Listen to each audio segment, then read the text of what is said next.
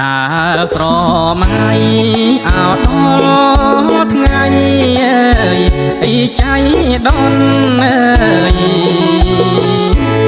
ស្ដាយគ្រា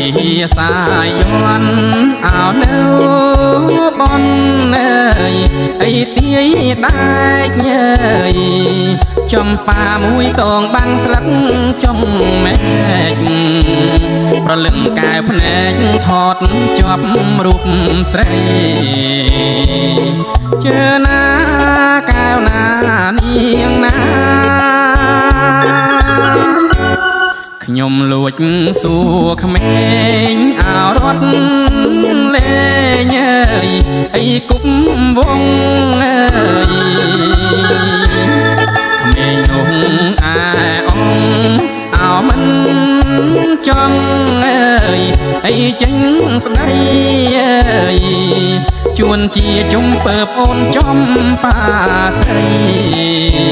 វាសនាកវីរកវល់ជួបផ្ដៅជើណាកែវណានាងណា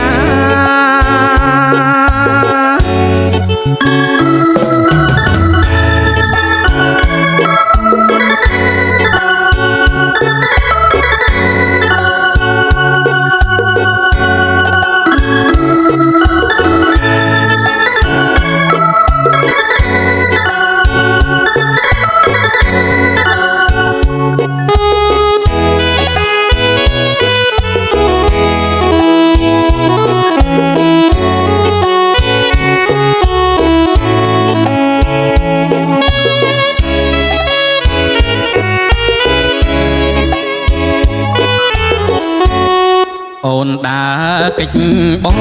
ងអោទុំនងអីជាអៀនបងក៏មិនហ៊ានអោកាត់ចិត្តអីស្រែកហៅអូនដើរចូលផ្ទះបងចូលព្រៃជ្រៅ